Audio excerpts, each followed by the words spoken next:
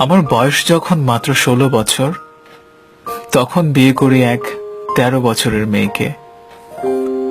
বাবা মার ইচ্ছেতে বিয়ে হয়েছিল আমাদের। নিজেই লুঙ্গি সামলে রাখতে পারতাম না, রাতে ঘুমোলে গিট্টু দিতাম। অথচ সেই আমি তখন চেষ্টা করতাম ছোট্ট বউটাকে শাড়ি পরিয়ে দিতে। নিজেই পেতাম না পকেট খরচের টাকা, অথচ বউয়ের জন্য আচার কিনতে হতো। খুব সুন্দর ছিল দিনগুলি। ভালোবাসা যেন অজান্তেই তৈরি হয়ে গেল মনের ভিতর। প্রথম কেউ বলতে সেই ছিল আমার জীবনে। সে ছিল খুব ছোট, হাসতো, খেলতো। বাবা মা তার কাণ্ড দেখে হাসতেন, আমিও হাসতাম এই ভেবে যে এটাই আমার বউ।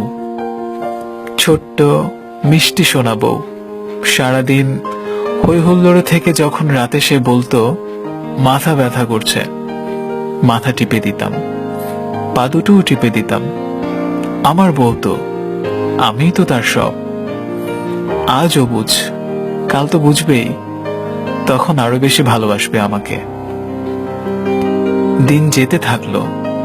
বউয়ের বয়স যখন 17, এখন আর সে হাসে না, খেলে না। এখন অনেক কিছুই বোঝে সে। শ্বশুর বাড়িতে গেলে একাকী থাকতাম আমি। সে আমায় বলতো, তুমি আমার সাথে বেরোবে না। আমার লজ্জা করে, কিছু বলতাম না, কষ্ট লুকিয়ে রাখতাম। আসার সময় বায়না ধরতো তাকে রেখে যেতে, রেখে আসতাম। বাড়ি এসে প্রতিদিন ফোন করতাম তাকে। প্রতিটা কলই ওয়েটিং এ থাকতো। মেসেজগুলোর উত্তর না পেয়ে লজ্জায় আর মেসেজ করতাম না। 3 মাস পর যখন শ্বশুরবাড়ি যেতাম, বউয়ের প্রথম বাক্য ছিল, 3 দিন থেকেই চলে যাবে। রাতের আধারে চুপি চুপি তার ফোনটা অন করে দেখতাম, প্রতি মিনিটে কারো প্রেমময় মেসেজে ছাপা পড়েছে আমার মেসেজগুলো। কষ্ট পেতে থাকলাম আমি। সবাইকে বলে শাসন করা হলো। সেই থেকেই শুরু হলো। তারপর আমার বউয়ের বয়স যখন 19, আমার বয়স তখন 22। একটা মেয়ে এলো কোল জুড়ে। আনন্দের সীমা ছিল না আমার পরিবারের। আধো আধো দু একটা শব্দে ডাকে আমার মেয়ে। যখনই বাবা বলে ডাক দিত, কলিজা যেন ঠান্ডা হয়ে যেত আমার। বউ তখন অন্য দুনিয়া নিয়ে ব্যস্ত। তখনও ফোনে কথা বলতে বুঝতাম। আমার প্রতি দুর্ব্যবহারে সেটা প্রমাণ করে দিত, কিন্তু মেয়ের কথা ভেবে কিছু বলতাম না। তারপর এলো সেদিন, যেদিন আমি কেঁদেছিলাম। স্বামী হয়ে তার দুটো পা জড়িয়ে ধরেছিলাম, ভিক্ষে চেয়েছিলাম মেয়ের মা ডাকার অধিকার। কিন্তু সে আমাকে ত্যাগ করে চলে গেল। 3:38 সই করলাম ডিভোর্স পেপারে। সে নতুন ভালোবাসার মানুষকে নিয়ে চলে গেল অনেক দূরে। মাহারা হলো আমার মেয়েটা। আমার মেয়ের বয়স যখন 10 বছর, নিজ হাতে তাকে আমি শাড়ি পরাতাম। ও যখন ছোট, কাঁদতো মার জন্য। ওকে কোলে তুলে নিজেও কাঁদতাম। মার অভাব কি আর কখনো পূরণ হয়? নিজের মাকে ডাকতে গিয়ে কান্না আসতো আমার। আমার মেয়ের যে মা নেই, ও ডাকবে কাকে?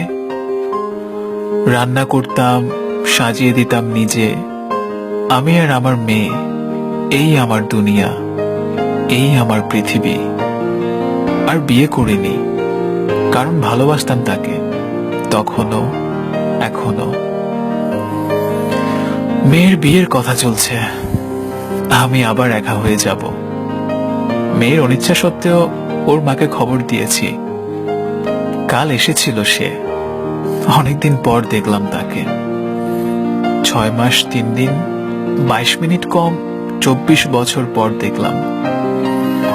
কল্পনায় ভেবেছিলাম এখনো সেই ছোট্টই আছে, কিন্তু না, আমার মতোই চুলে পাক ধরেছে ওর। দুটো ছেলের মা আজও। আমি সেদিন ভালোবাসার কাছে হার মেনে জিজ্ঞেস করেছিলাম, কেমন আছো? আজও কি তোমার মাথা পা ব্যথা করে? সে শুধু মাথা নেড়েছিল।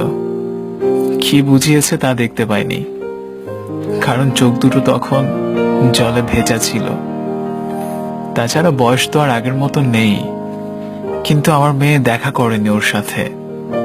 পর্দার আড়াল থেকে একটা প্রশ্ন করেছিল আমার মেয়ে, আমার বাবার 24টা বছর ফিরিয়ে দিতে পারবেন কি? যদি না পারেন তাহলে আসবেন না কোনোদিন। আমার বাবাই আমার মা। আমি প্রাউড ফিল করি বাবা ডেকে।